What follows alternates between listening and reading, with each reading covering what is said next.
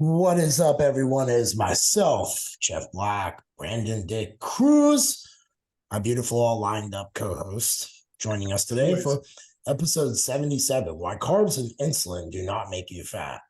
Deconstructing the common claims regarding carbs and fat gain, insulin resistance, and appetite regulation. Sounds like it's going to be fun, especially since I've used insulin before. So I'm interested to have this conversation with you, B. But how's your last 7 days been? I know it's been studying and kind of just miserable. It sounds like you want to suffocate yourself with a plastic bag. Wouldn't go that far, my man. It's just, I think a lot of times people don't realize the rigors of academia and the extent that you have to go to really master a subject, let alone an entire, topic or something like nutritional biochemistry and all the ins and outs of nutritional coaching. And so it's been a lot. I have a full-time career. I have a full client load at the moment, and just trying to fit in as much time as possible. Getting up even earlier, you know what I mean? Like generally, I'm an early riser. I'm up at 3 a.m. I'm getting up at 2 a.m. just to be able to allocate the time necessary to study, to get down my exams because they are on average 2.5 hours at a minimum. So it's been a lot of mental rigor to say the least. But I'm 1 week in. I got 2 more weeks to go, so I'm a third way through. So I'm looking forward to getting this chapter in my academic career done and moving on to the next one, because learning is something I love to do. It's just very time consuming, and I'm always an active learner. I mean, I'm always taking courses or I'm always studying and reading research papers on the side, but it's always in addition to my actual business. It's always an addition, and it's always on my time. So it's when I have the time to allocate and I don't have these deadlines and stuff. And that's kind of unlike other courses. Like if you were to take, say, like an online nutrition course, like a module or something, precision nutrition, we've all taken those things. Generally, they're not going to have deadlines. It's kind of like take it as you go. You know what I mean? Study on your own time. And so those are very open ended in terms of it could be a 6 month course, it could be a 12-month course. If you look at J3 University, any of those courses, there's no deadlines in them. It is learn as you go. Whereas with this kind of stuff, they impose deadlines and there are assignments due and things of that sort. So I'm looking forward to just being able to get this over and done with. Not that it hasn't been a great learning experience. It has. It just right now I'm cognitively burdened, to say the least, and trying to take on a lot.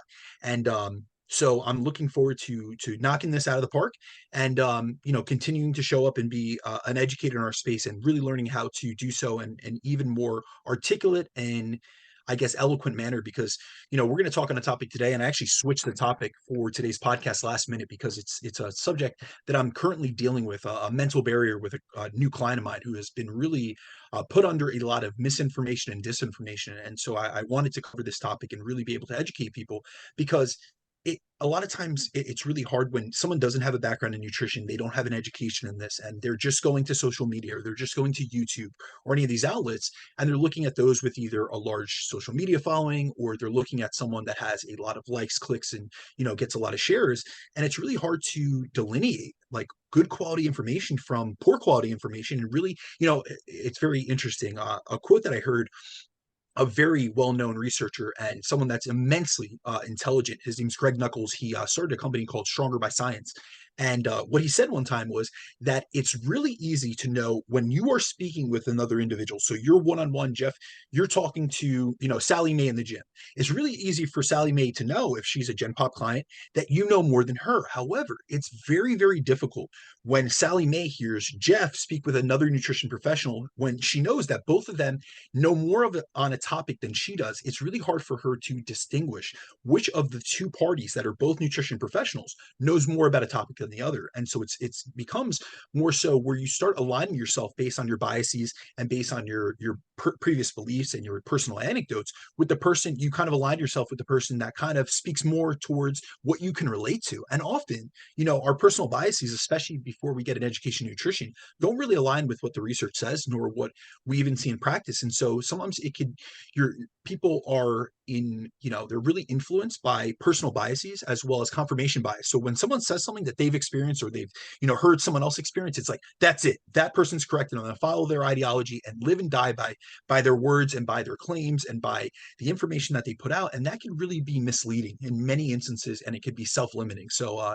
really what I try to do on every single podcast is present information in a way that there's not only my personal experience, having coached for 10 plus years, there's not only my personal anecdote, but also also there's evidence behind it. And so it gives people an opportunity to look into these topics and really know that, yes, I do have, certain ideologies or certain principles that I believe are very efficacious, but also there's research that reinforces that rather than me just speaking about my personal preferences and the things that I've seen in the trenches and just let it be. And so this is kind of why I've continued to take an academic pursuit and really try to level up my knowledge. But dude, honestly, besides that, I can't even tell you what my last week has been. It's been a lot of studying. It's been kind of a blur, to be honest with you. But I am extremely excited, first and foremost, to hear about your week. So first, let me start this off by saying happy birthday, my man, because Thank yesterday you. you turned 43. Yes, sir. So it was birthday time. And then also you have an announcement, which I'm going to let you make, but I was informed about it previously. And I'm very excited for you. I want to wish you a congratulations and roll us into your week and tell us kind of what the last week looked for you. Because I Um, want to say this was one of the most eventful weeks in probably all of your adulthood. yeah, I'm actually looking at taking Iron House and three timing the space in a very central location, which is super cool.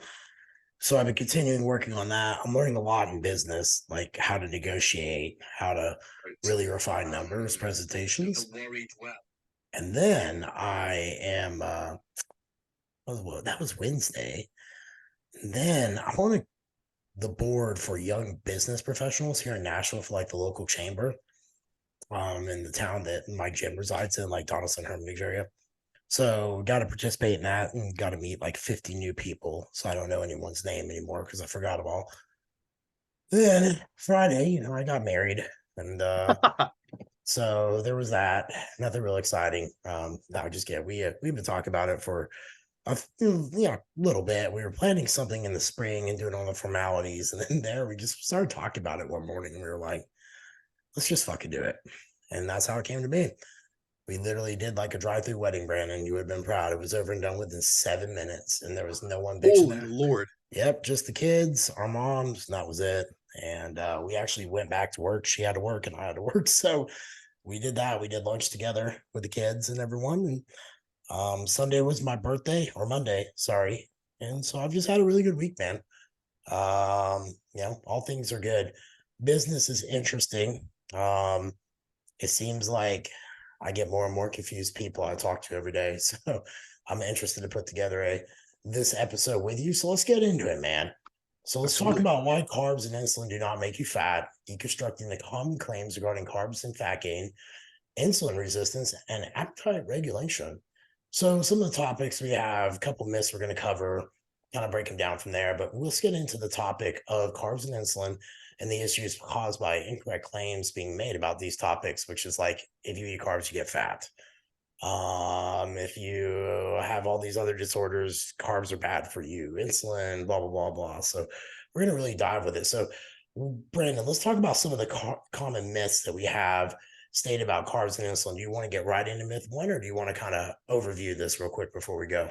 Yeah, let me give a little bit of an overview why this, first of all, why I switched the topic first and foremost, and also why we need to cover this, or why we just need to cover nutrition information as a whole. Because one of the main issues that is caused by nutrition information, especially that is which is delivered on social media or through Twitter, streams and things of that sort, is most are trying to influence others to build a following, not to correctly inform others by empowering them with education and knowledge. So they'll take hard stances and try to draw hard lines in the sand. And one of the examples is those who prefer a low carb approach, or it's been a dietary method that's worked for them. So instead of being objective and honest about the fact that reducing carbs can be an effective method to lose body fat, they try to convince others that this is the only method that will effectively work for losing fat and improving metabolic health for everyone.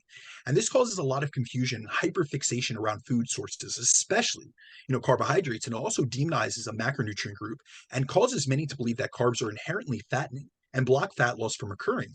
And these are incorrect beliefs that can often influence someone's decisions around nutrition and hinder their ability to properly fuel themselves because they're scared of carbohydrates. And they believe that if they actually eat carbs, that they're going to get fat. And especially if they went from a no carb approach, like something like a ketogenic approach or a carnivore approach, and if they reintroduce carbs, it's going to be all hell's going to break loose. They're going to regain fat. They're going to, essentially destroy their body composition progress and things of that sort. And I actually and I informed you about this, I just had this situation come up with a new client of mine, Nicole. So shout out to Nicole. Who was literally told, multiple times over by her previous coach, who's a proponent of like keto and carnivore diets, that if she ate carbs again, that she would regain all the fat that she had lost. And this has caused her to have a lot of preconceived notions What and the self-limiting fuck? beliefs around nutrition. This person told her, and she had said, listen, I want to, when she had contacted me, I said, listen, if you're still working with a nutrition professional, I don't take on someone else's clients. So once you have finished out your package with, the individual, and I didn't know who it was, I didn't ask the name, you can contact me and I'll Yeah, be who more than willing cares? to help Right. you. And so, after she had finished her package with that, ex-coach, she told me what he had said, and it was just really disheartening to say the least. It was very frustrating, to be honest with you, that a nutrition professional, I honestly couldn't even call this individual a nutrition professional based on some of the claims and the statements that he had made. But it was just, it kind of just gave me a reminder of the fact that this is still an issue within our society and within our nutrition space. And, misinformation and disinformation can really have a large impact on someone's beliefs, their mindset, and the approaches, which is why it's so important to be selective with those who you get your information from. And one of the main reasons, or one of the many reasons, I always aim to include studies and research-backed evidence about the information I present on the show is because although I believe our experience and anecdotes as nutrition professionals is informative, it has a lot of weight and a lot of credibility. I also believe that we should provide research that reinforces what we say, as experience and personal anecdote can only go so far, especially when we're talking to a large audience. And so I also believe that being up to date on the literature is important so that we can present information in a more unbiased fashion, as we as humans are fundamentally a tribalistic species. So we innately want to be a part of something bigger than ourselves. Think about it. We have all these coaching groups, we have, Facebook groups, all these different things. And it's because we like being a part of something. Think about it, like you and I have connected and created a Chasing Clarity community because we want people to feel like they're a part of something bigger. And that's something, it's beautiful. And it's really great to feel like you belong to a group.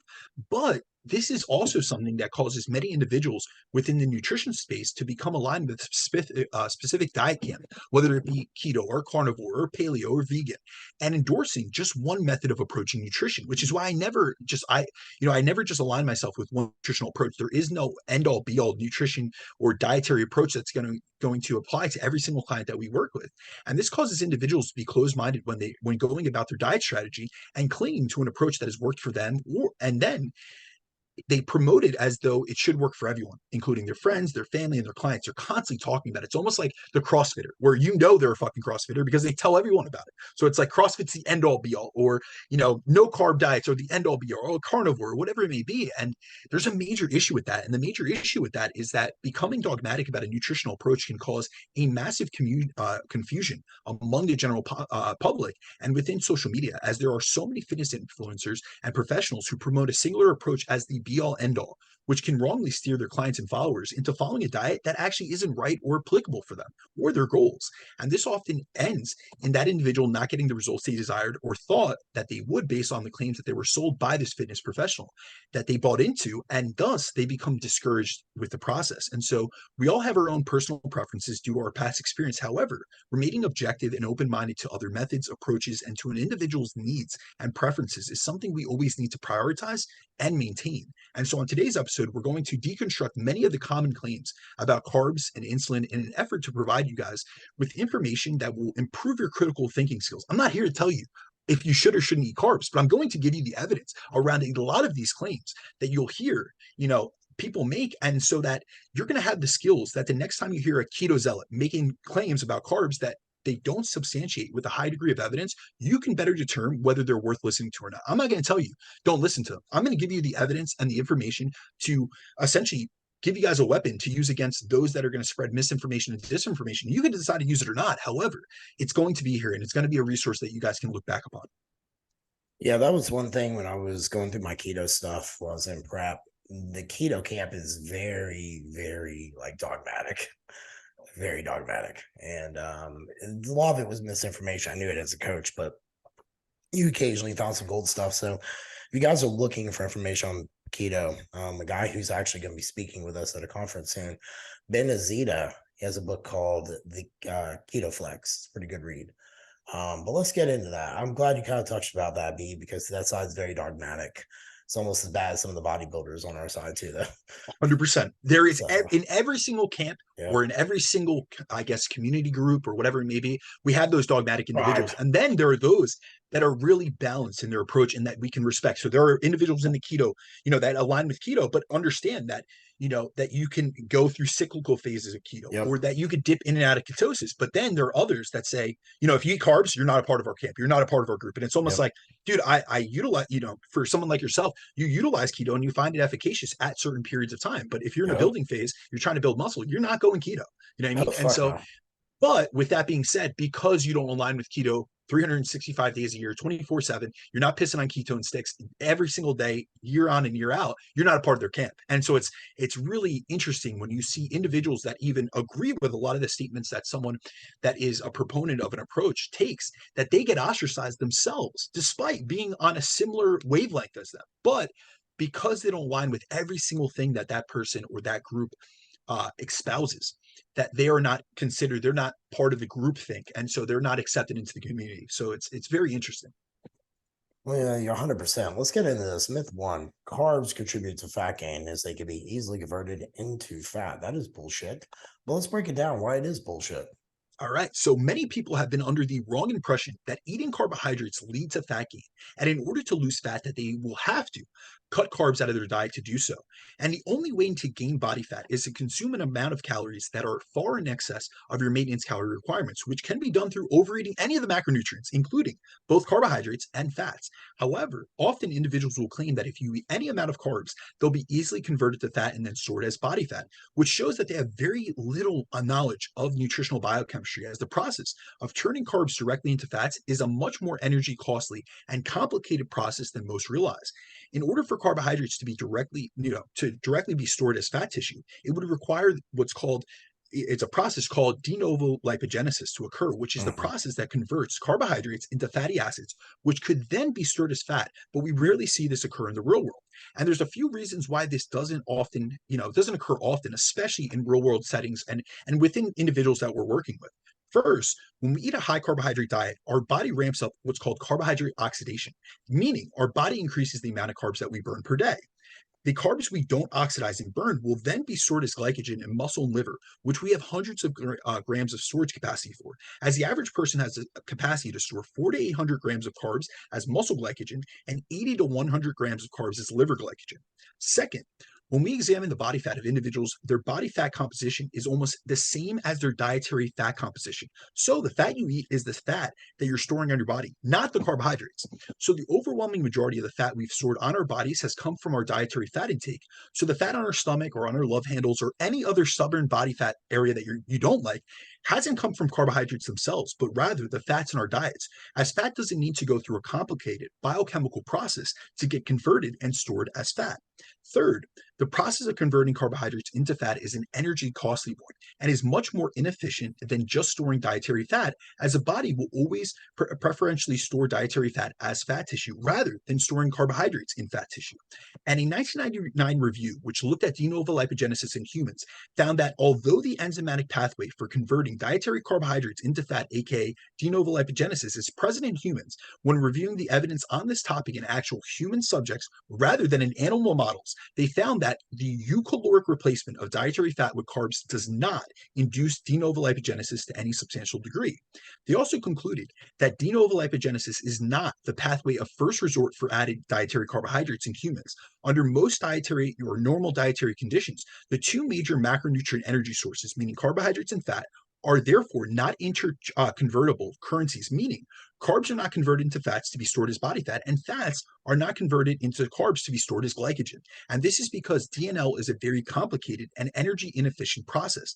Our bodies always want to take the path of least resistance. So the body would rather take the dietary fat you consume and turn that into stored body fat rather than going through DNL to convert the carbohydrates in your diet and the glucose that you take in into fatty acids to then go through the complicated process of being stored as fat. So then when do we actually see carbs get converted into fat, and how much of the excess carbs we eat actually get converted into fat? And you kind of broke that down. Is there anything else you want to say on that point? Because there's a bullet point underneath myth one that we We're going to outlined. go into them, man. So All let's really right. go into literature on this, because this will really extrapolate out and really show people how unlikely this is. Because I said it's unlikely in human. We do see it a lot of times in animal studies, but we have to realize that animal metabolism is much different than ours, and also their energy requirements are far lower than ours. So when they are overfed, it's usually in such excess. It's the points of excess that we would never get in human beings. So the only time we see DNL or fat synthesis from eating carbs occur is in massive carbohydrate overfeeding studies. And even in these, it's extremely limited as this process requires increasing the amount of carbs you consistently eat to an extreme level where it's far in excess of what your body can handle, can burn, and store. And you would need to completely saturate your glycogen stores to do so. It's important to keep in mind that the average individual can store between 4 to 800 grams of carbs as muscle glycogen and 80 to 100 grams of carbs as liver glycogen. So, in order to turn carbs into fat, it would require eating an absurd amount of carbs, which is unrealistic for most and definitely not something most of us are going to do consistently enough for this to actually happen. So, many people think that carbs easily get converted into fat, but this is actually a rarity, except in animal models. So, if we actually look at studies done on humans, we can see how rare of an occurrence this happens. Really, the only studies we can see or we have that even indicate that DNL happens is in humans are massive carbohydrate overfeeding studies. So, for example, in a 1998 overfeeding study, they progressively overfed men with an 86% carbohydrate diet, where they went from around 3,700 calories per day to 5,000 calories per day, where their carbohydrate intake was around 1,000 grams of carbs per day by the end of the study. So, keep that in mind. 4,000 calories of their dietary intake on a daily basis was coming from carbohydrates by the end of the study. And throughout the study, their carbohydrate oxidation and glycogen storage rates kept increasing, which is why relatively low amounts of DNL occurred. They found that they actually increased these individuals' glycogen storage capacity by an additional 500 grams before any de novo lipogenesis occurred, and got these individuals' glycogen storage capacity up to 15 grams per kilogram of body weight. So 100 kilogram individual was able to store 1,500 grams of glycogen before any DNL occurred. In a 2001 study, researchers took lean and obese women and put them into a 96-hour carbohydrate overfeeding study. And over 96 hours, these women consumed around 1,400 grams of carbohydrates. And in that period, they stored 282 grams of body fat per day. However, only 4 grams of that actually came from the process of de novo lipogenesis. So when we actually look at this from a percentage basis, de novo lipogenesis, or the process of converting carbohydrates into fat, only accounted for a measly 1.4% of their fat gain. So when it comes to straight carb overfeeding studies, research finds that de novo lipogenesis only accounts for between 1 to 2% of the fat you store, so carbs do not easily get stored as fat as a substrate. Now, where the research really gets interesting on this and disproves the claims that many make about carbs being easily converted into fats is when we take a group of individuals and put them into a carb overfeeding condition and a fat overfeeding condition. So in 1995, researchers conducted a study to determine whether excess dietary carbs or excess dietary fats lead to greater body fat accumulation. And in order to test this out, they took both lean and obese men and put them into 2-calorie equated overfeeding studies. In one condition, they were fed 50% over their maintenance calorie intake for 2 weeks solely from carbohydrates, whereas in the other condition, they were fed 50% over their maintenance calorie intake for 2 weeks solely from dietary fats. The results found that excess dietary fat leads to greater fat accumulation than does excess dietary carbohydrates, as when these men were in the carbohydrate overfeeding condition, they saw progressive increases in carbohydrate oxidation and total daily energy expenditure, resulting in only 75 to 85% of excess calories being stored, meaning they burnt off between 15 to 25% of the excess calories they ate from carbohydrates. However, when they were in the fat overfeeding condition, they found minimal increase in total energy expenditure, leading to 90 to 95 of excess calories from fat being stored as fat. And this is due to the fact that de novo lipogenesis is an extremely inefficient process. And it's also been known that carbs have a higher thermic effect of feeding than fats, which means that we expend more energy in the process of digesting and assimilating them, which leads to a higher amount of carbohydrates, or the calories that we eat from carbohydrates, being burned than we do when we eat fats. So this just shows, how unlikely de novo lipogenesis is to begin with. And then also, if we actually were to look at instances where we go into a surplus and we're either doing it from a surplus of carbohydrates or a surplus of fats, it's going to be much easier to turn or to convert fats into fat tissue than it is carbohydrates into fat tissue. Very well said. Myth 2. High carb diets lead to more weight gain than low carb diets. Well, I got newsflash: the majority of people, if low carb diets didn't cause weight gain, you all wouldn't be hiring us coaches. Big facts, my man. So this is another common claim that many make, and a myth that many believe. And so a lot of people think that high carb diets are automatically going to lead to greater weight gain than low carb diets. And honestly, this is technically true, but it's important to differentiate between weight gain and actual body fat gain. As we just covered, high carbohydrate diets do not lead to greater fat synthesis and body fat gain than high fat diets do.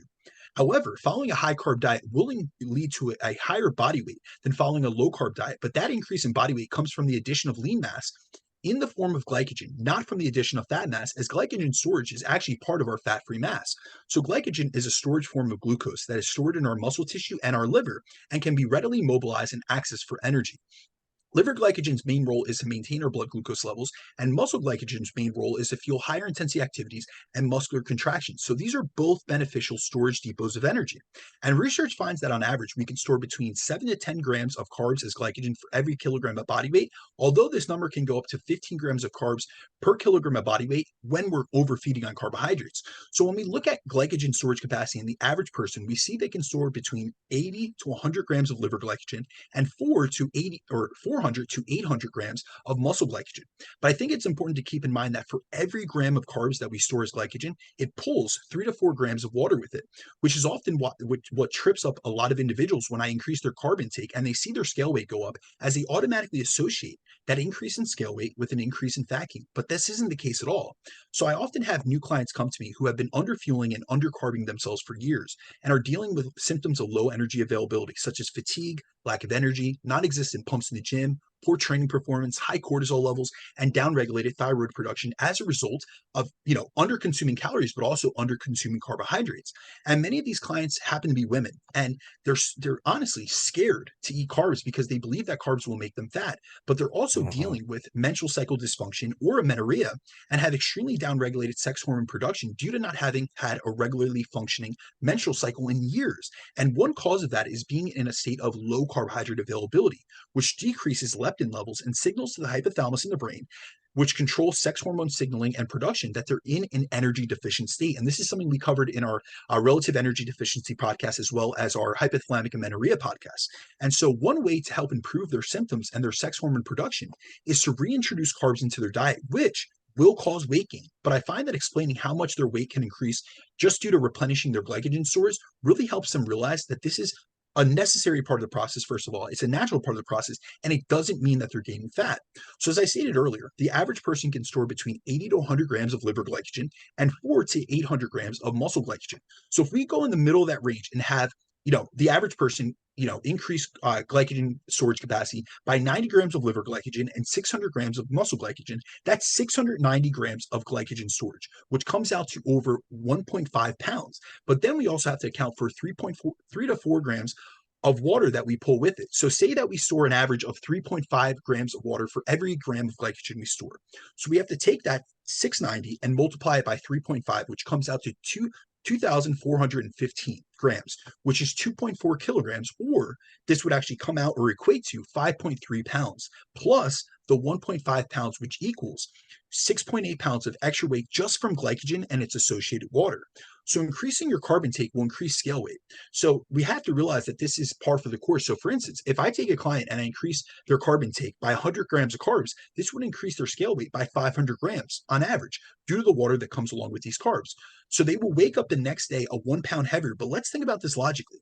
If you increase your intake and your carbohydrate intake by 100 grams, that comes out to 400 calories. So if I did that on a Friday and you wake up a pound heavier on a Saturday, there's no way, there's literally no physiological, no way in physics that you could have gained a pound of fat overnight as you consumed an extra 400 calories, not an extra 3,500 calories. So it's really important to realize this and realize, yes, if you're on a high carb diet, you're going to be storing more water, but you're also going to be fuller. You're going to have better pumps in the gym. You're going to have more muscle glycogen. Actually, if you were to go on a DEXA and you recarbed yourself, and this is something that actually, it's funny, one of the keto studies that has kind of been thrown out because the lab has been under speculation for falsifying evidence.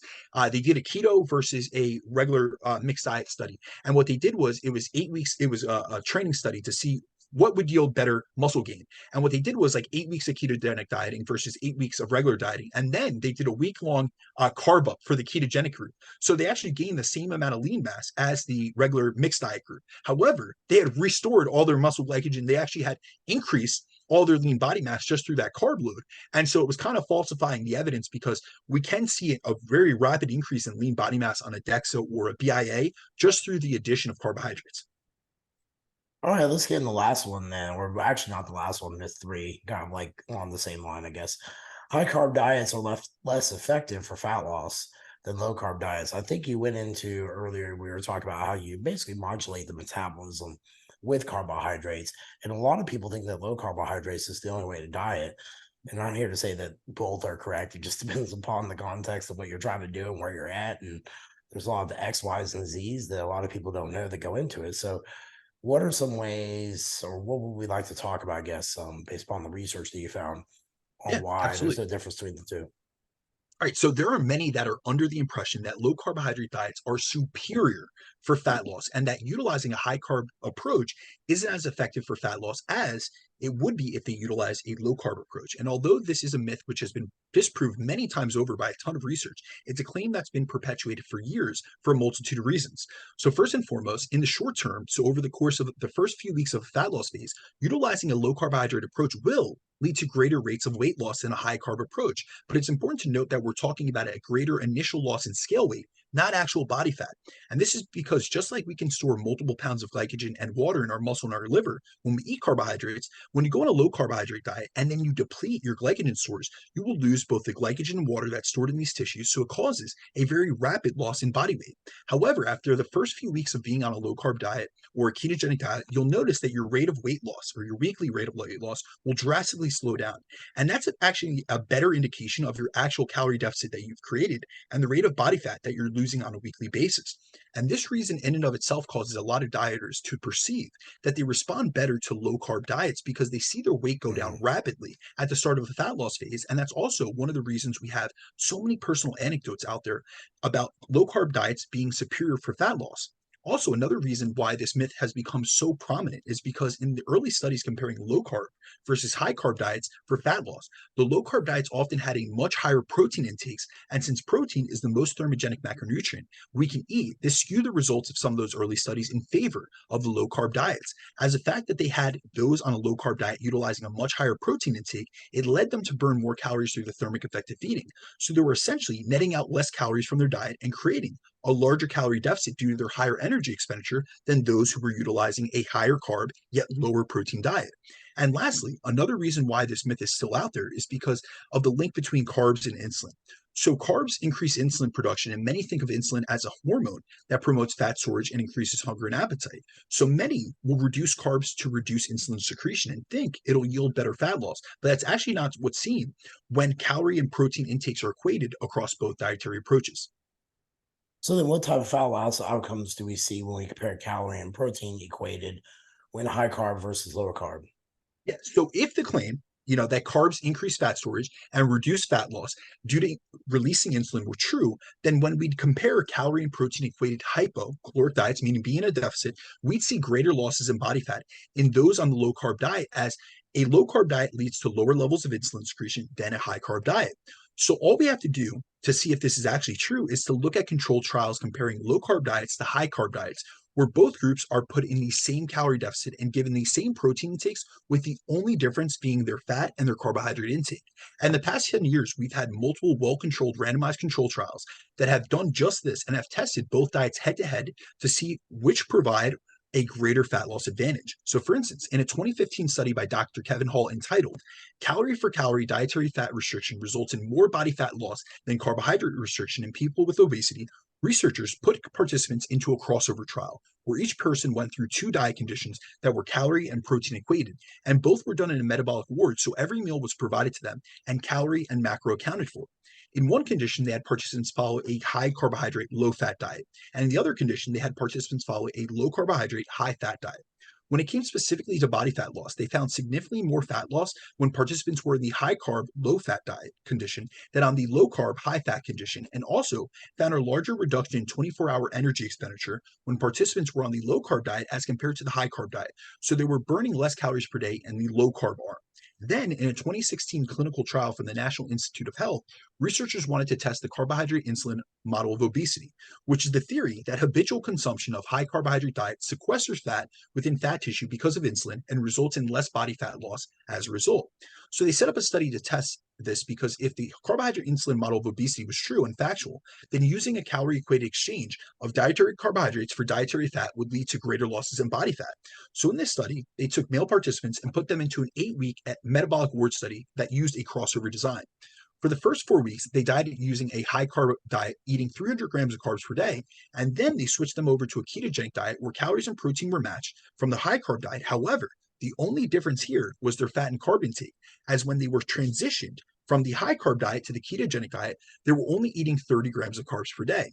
They found that despite calories and protein being the same, these participants lost slightly more fat mass when they were on the high carb diet, and they lost more fat free mass on the low carb diet.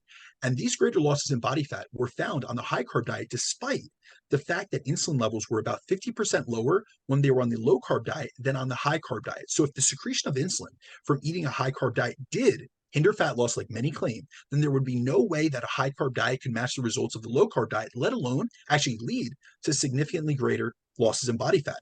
So we see in much of the literature comparing low carb versus high carb diets that high carb diets lead to significant losses in body fat. And so we can't say that high carb diets are ineffective for fat loss. Then if we look at the research by Kevin Hall, which is the head of the NIH and one of the most respected researchers in the fields of metabolism, obesity, and weight management, we see that if you equate for calories and protein, there's a slight advantage to dieting on a high carb, low fat diet as compared to a low carb, high fat diet. Then there's also a 2018 paper by Andrew Chappell, which examined the nutritional strategies of high-level natural bodybuilders during competition prep, which found that the dietary approach of the most successful bodybuilders reflected a high carbohydrate or a high protein, high carbohydrate, and low fat diet. In this study, they found that the competitors who placed best in competition had higher carbohydrate intakes than the competitors who did not place, and they suggested this could be due to higher carbohydrate intakes, leading to greater maintenance of muscle mass during contest prep. So if carbs and insulin prevented fat loss, we wouldn't see so many successful bodybuilders, who are those of us who get the leanest out of any other population around, using a high carb approach, especially within the evidence-based scene.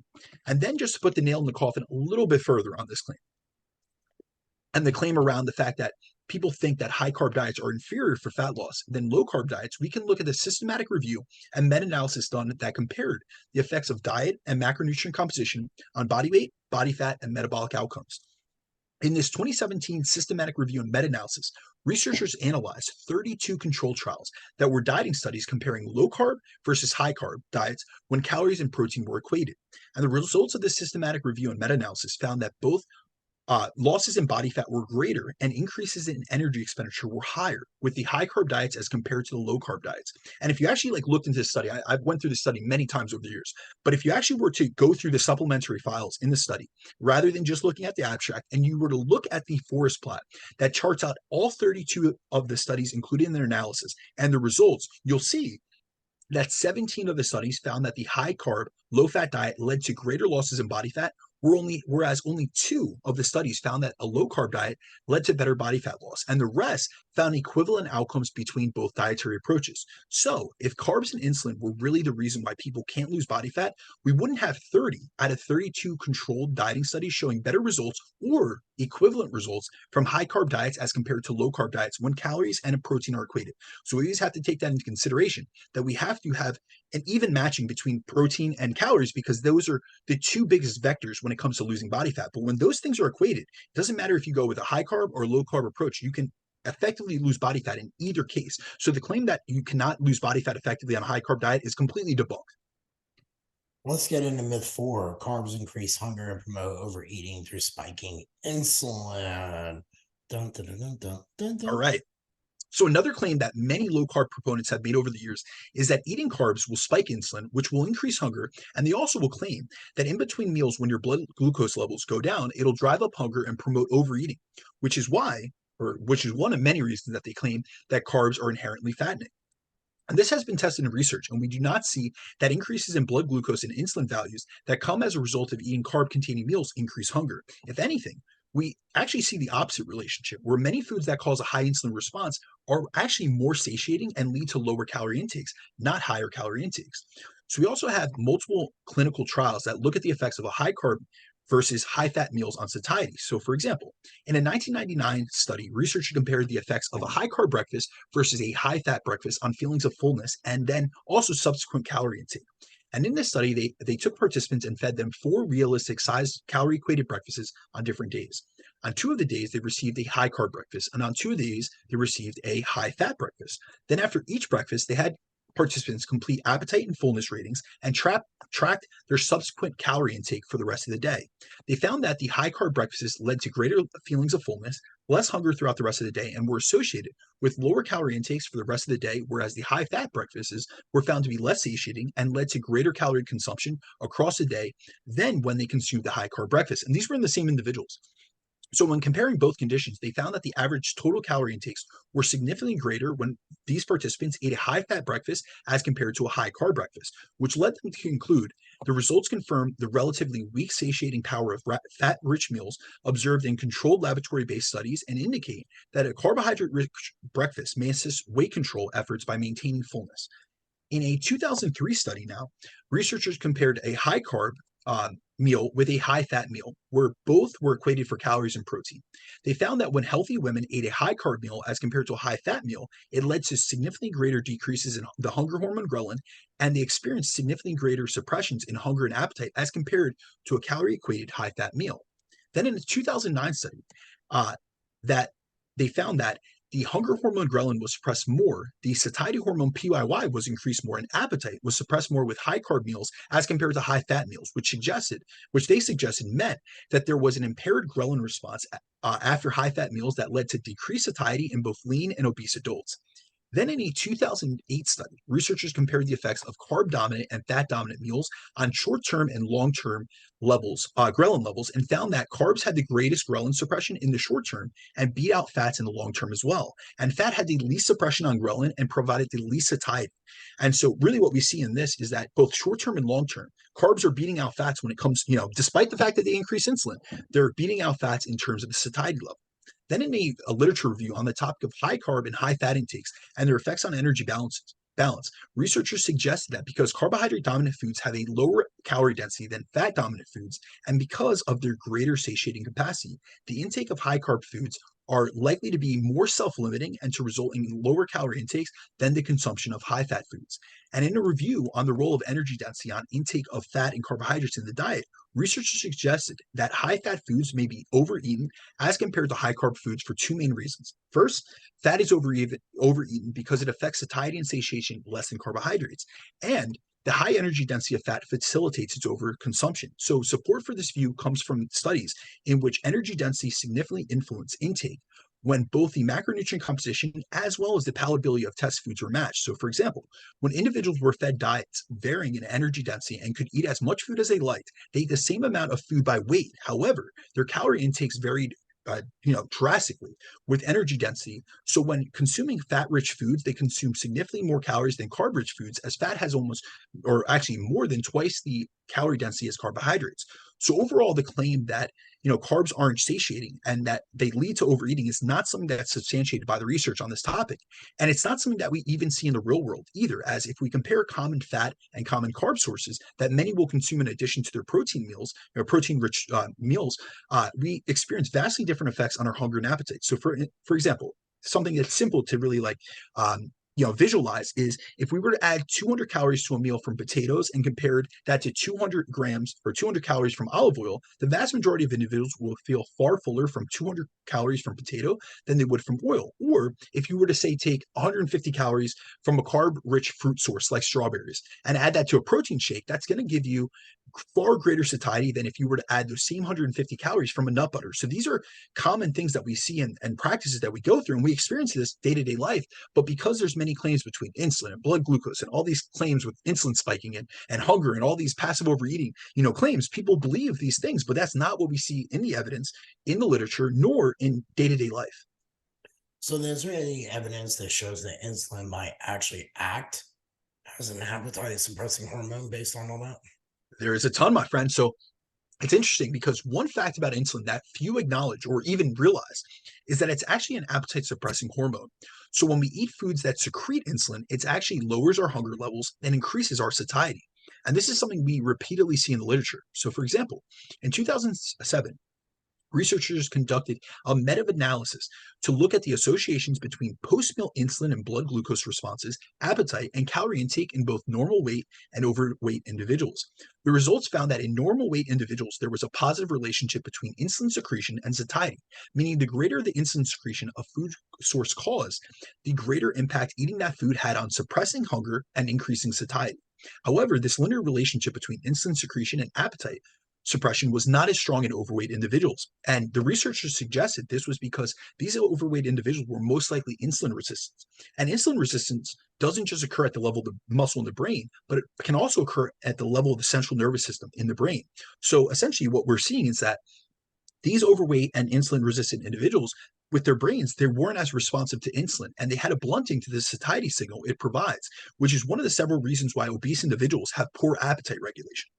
Then, if we were to look at the insulin index of foods, which was determined in a study by Holt and colleagues, by taking 240 calories worth of different foods and testing how much of an insulin elevation they cause within 2 hours of eating, we see that many of the foods that had the highest insulin index are amongst the foods that scored the highest on the satiety index in terms of their fullness factor and their ability to induce satiety as well as to reduce hunger. An example of these foods that scored high on both the insulin index and on the satiety index are potatoes, which have a high insulin index, but they also have, also if we look at them, they're also the single most satiating food source on the satiety index. We also see that protein sources have a high insulin index, including animal sources like beef and dairy sources of protein, like whey protein powder, but these are amongst the most satiating foods that we can consume. So in a 1996 clinical trial, researchers looked at the relationships between post-meal satiety, insulin responses, and subsequent calorie intake, and found a negative correlation between insulin responses and subsequent calorie intake, which suggests that foods producing a higher insulin response are associated with less food intake as well as greater satiety. And the researchers also noted that this result is consistent with previous findings that carbohydrate-rich foods are more satiating than fat-rich foods. And other research finds that higher insulin levels are correlated with less food intake 2 hours after a meal. So we see that both in the short and long term, that higher insulin spiking foods are actually more inducing of satiety and leave us feeling fuller. Another great way to look at how insulin secretion suppresses appetite is to look at the appetite reducing effects of protein, as protein is not only the most satiating macronutrient, but many protein sources that we consume also have a high insulin response, such as whey protein. So, for example, a 2010 study compared 4 different types of protein shakes to see how they'd affect satiety and found that the more of an insulin increase the protein shake caused, the less calories were eaten at their next meal. And so in this study, they found that there was a strong relationship between self-rated appetite, post-meal insulin response, and calorie intake at lunch. And whey protein produced a greater insulin response, reduced appetite, and decreased ad libitum calorie intake at a subsequent meal compared with all the other protein meals, indicating a potential for appetite suppression and weight loss in these individuals. And when we look at the insulinogenic protein, like whey protein, we see that it has multiple effects that lead to lower hunger levels and higher satiety levels, both of which help us regulate our calorie intake. So consuming something like a whey protein actually leads to higher levels of GLP-1, GIP, and CCK, which are all satiety hormones. And so we see in all the areas of literature, both in terms of controlled meal feeding studies, in terms of rich carbohydrate-rich food sources, in terms of protein-rich food sources, we see that the secretion of insulin that comes from ingesting these foods actually leads to greater levels of satiety. And then the other thing is the idea that insulin would cause greater increases in hunger and less satiety also doesn't make sense from a mechanistic perspective, as insulin increases leptin secretion much more than any of the other macronutrients, which is why we often hear about people utilizing carbohydrate refeeds to increase leptin. And leptin is a powerful satiety hormone, which influences both our energy intake and our energy expenditure. And if the claims many make about insulin increasing appetite were true, GLP-1 drugs like semaglutide wouldn't be the most effective drugs for inducing weight loss, as semaglutide increases insulin secretion around meals, which not only helps to improve blood sugar control, which is, an insulin sensitivity, which is why it was initially made and developed for type 2 diabetics, but also it signals satiety to the hypothalamus, which is why the major pathway in which these drugs work is through being extremely powerful appetite suppressants. And if you know anyone that has been on a GLP-1 receptor agonist drug, they'll tell you that they can't hardly eat. Like that's literally the number one thing that it does. It just kills your appetite, which leads to great losses in body weight.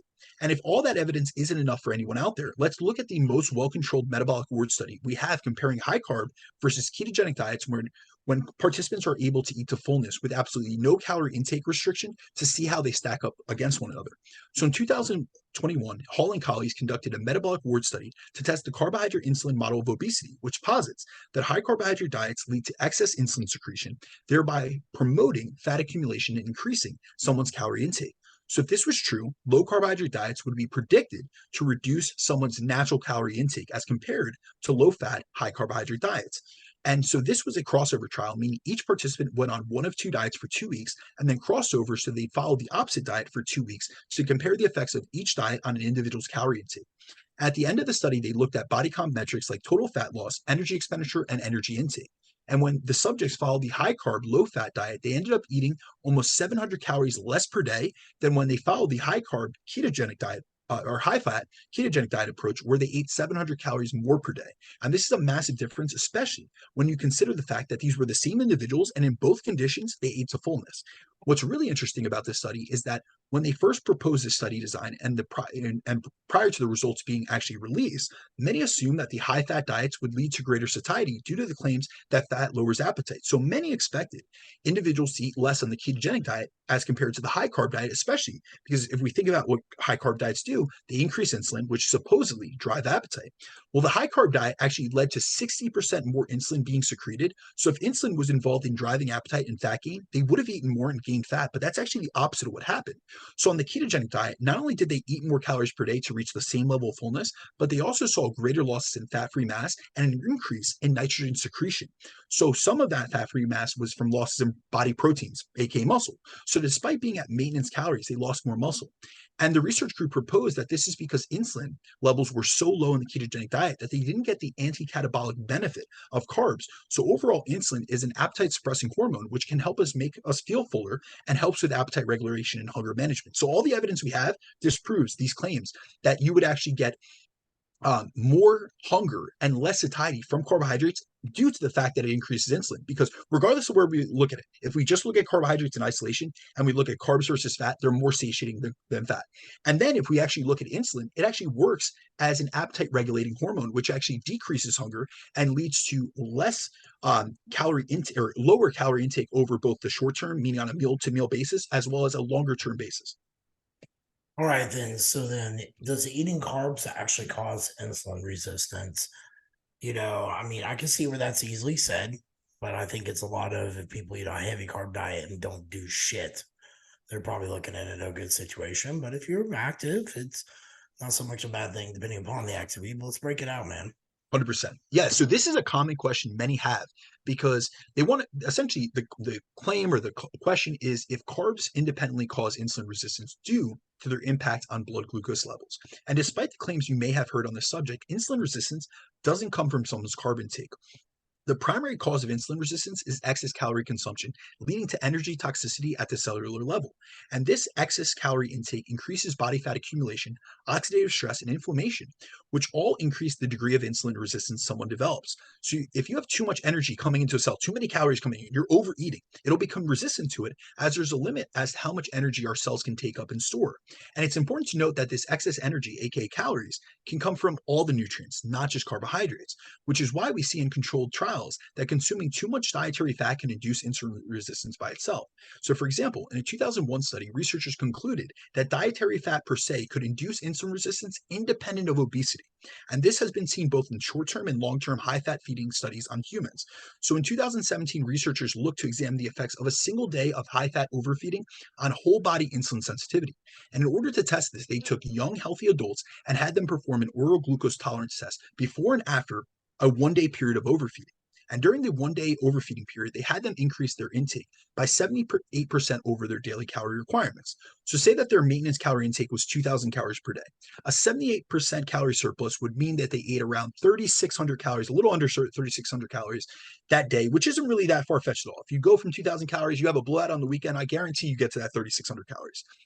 And so within this study, what they did was They did pre-test measurements or pre-study measurements and post-study measurements.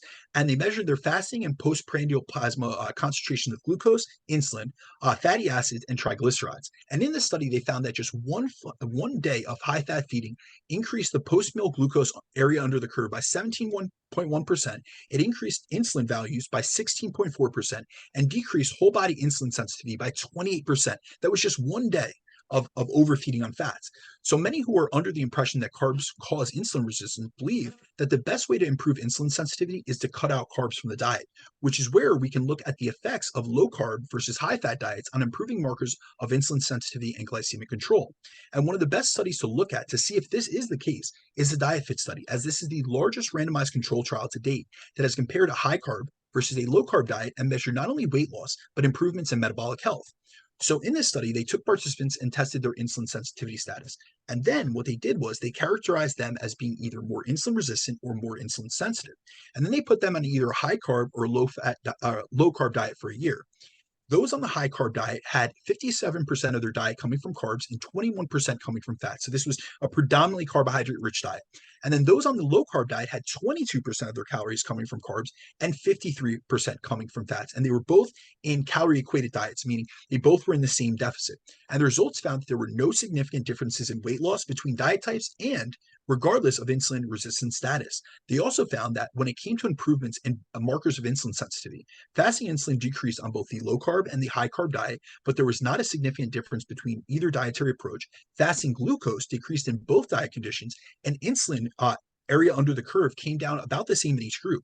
So in both groups, their insulin sensitivity improved, but this was more due to weight loss than the actual dietary approach itself. So it wasn't about low carb, high carb, whatever it may be. It was about the weight loss and the improvements that had on metabolic health as a result. So often when people touch on the topics of blood glucose management or glycemic control and insulin sensitivity and insulin resistance, you'll hear them make comments about how issues with these metrics are caused by the carbohydrate intake of the diet and that insulin resistance is caused by high carb intakes. And this often leads people to believe that in order to improve markers such as their fasting blood glucose, their HbA1c, their fasting insulin, and their overall insulin sensitivity, that they need to reduce, restrict, or eliminate carbs out of their diet to do so. But if improving your blood sugar control and insulin sensitivity is of high importance to you, the best thing you could do is take a dietary approach where you could stick to first and foremost, and where you can lose body fat and body weight, rather than believing that you have to eliminate carbs from your diet, as the data doesn't bear that out to be a necessary dietary change. Can it work? Absolutely. If reducing carbohydrates is an easy way for you to induce a calorie deficit, by all means, this can be an efficacious approach, but we also have to be objective and aware of the fact that you can also do it through a high carb, low fat approach, and that there's multiple roads that lead to Rome or to, greater insulin sensitivity in this case. And we can't just demonize one macronutrient group and kind of make it sequester it as the cause of all issues, the cause of obesity, the cause of, fat gain, the cause of insulin resistance. Like, people are attributing things that are way more complicated and making it seem like it's a simple solution. I'm someone that really dislikes the narratives within our industry, the nutrition space, where people try to sell a simple story. So carbs are fattening. Carbs cause, appetite dysregulation. Carbs cause extra hunger. Carbs cause insulin resistance. It's a simple story to sell someone, because if you are someone that is a low carb proponent, you can make carbs the devil and demonize them day in and day out, instead of being objective and admitting, all right, there's some benefits that come along with carbohydrate intakes, and then there's also some benefits that come along with carbohydrate reduction. 100%. Last one. Carbs, are they essentially nutrient, and should you eat them? All right. So the final myth for today is the notion that because carbs aren't an essential nutrient, we should not eat them. And it is true that carbs are not an essential nutrient, as the only essential nutrients that we actually have within our diet are essential amino acids, which are non-essential amino acids, and the 2 essential fatty acids. But just because something isn't essential doesn't mean it isn't beneficial, as carbs are the main source of energy for all humans. So carbs are not only the preferred fuel source of the brain and the central nervous system, which runs off blood glucose, but carbs are also the preferred source of our bodies and our muscles during high intensity exercise, as these activities are fueled by glycogen. And the only reason carbohydrates are technically not essential is because we can endogenously synthesize glucose from other substrates if need be through the process of gluconeogenesis. So for instance, we can utilize amino acids and deaminate them essentially and convert them into glucose. However, sources of carbohydrates provide us with things that other macronutrients don't, such as a ton of micronutrients, polyphenols, and antioxidants. They provide us with fiber. Some of them can provide us with resistant starch if we cook them correctly, and they allow us to consume plenty of plant-based food sources like fruits and vegetables, which are beneficial to our health, our longevity, our hunger management, or our body composition. So just because they aren't essential doesn't mean you wouldn't benefit from including them into your diet. So as a whole, this isn't like a stand that you guys should all, automatically increase your carbohydrate intake, but I think it's really important to espouse and to expose, honestly, some of the common claims that are made around carbohydrates that demonize this macronutrient group. And anytime you hear someone that's like strictly, in one camp and they're demonizing one specific group, like it's the end all be all cause of all your issues, and that is, and eliminating them is going to be the solution to your problems, I would really encourage you guys to take a minute, think critically about their claims and really look for the evidence that substantiates or disproves what they're saying. 100%, dude. That was a really good episode. I always tell people, I get a lot of gym pop people. They've been chronically under eating, so they're usually blown away when I have them eat carbs and raise their carbs, and then they lose weight. And then it goes to a spot you got to go a different way, and then it goes to a spot you got to go a different way. Nothing lasts forever. 100%. And I'm glad we talked about that today, because while I'm a proponent of keto dieting, I don't think it's the begin all end all way. I think it's a toolbox that you utilize. And I'll be honest, I have the utmost respect for you and the approach that you take, because you realize, as do I, that there are multiple roads to Rome. There are multiple ways to get to a destination, and we need to take a client-centered approach. So for a lot of people that I work with a much different population than you. I have a lot of underfueled females that have come to me with relative energy deficiency, with hypothalamic amenorrhea, who have been underfueling and undercarbing themselves, and they would substantially benefit. They would truly benefit from increasing carbohydrate intake, from really fueling themselves, fueling their body and their activities. So I really try to empower them through education, as well as through walking them and guiding them through the process. And really, like I said, I did this podcast really, I've heard these claims for many years. This is not something I've covered on a podcast before. I figured it would be great to have a resource to send our clients to and to send to others out there that are misinformed. But honestly, I have a client, Nicole, right now who's struggling with this because of so many of the myths and the claims and the beliefs that were put upon her from her previous nutrition coach, who obviously he only had one, every single one of his clients used a keto diet or a carnivore diet. There wasn't an option to utilize either carbohydrate cycling or even, a carbohydrate diet, even during building phases, during fat loss phases. That wasn't an option within he had protocols. He did not have principles. And that's really where we have to look at physiology, and really that's where you're going to really know if someone's a knowledgeable coach or not, because if they're making claims that are literally disproven by nutritional biochemistry, like if someone tells you, yeah, carbs easily get converted to fat, like we see in all the literature, that is at most 1% to 2% of DNL is happening, and 1% to 2% of what fat you're storing in your body is coming at you from carbohydrates, and that's in massive overfeeding studies. So the likelihood that the fat on your ass that you're unhappy about is from carbohydrates is slim to none. Agreed, man. Where can everyone find you at? Yeah, so as always, guys, you guys can reach out to me on Instagram, which is at @BrandonDeCruz_. And then for any coaching inquiries or consultations, please reach out to me at BrandonDeCruz@gmail.com. But also, guys, don't forget, subscribe to the show, leave a review, and share the episode on your stories so that we can continue to get, this content and this evidence-based information out to a larger audience. If you see that it helps you, whether it be this episode or many of the others that we've done in the past. I just got contacted by one of our newer listeners. She's going back from the beginning and starting at episode 1, and she's been loving the catalog that we have and really gaining a benefit from it, and really helping not only herself, but I also speak with a lot of other coaches that utilize this information to help them better help their clients. So there's the ripple effect of coaching. If you see that this benefits you, send it to a friend, a client, your family, whatever it may be, to be able to have a beneficial impact on their health and their nutritional journey. 100%, man. Well, you all can find me, Jeff Unbreakable Black, on Instagram, and the same on YouTube, and Relentless Forever on YouTube. I hope you all have yourself a good day. Peace. You too, bro. Peace.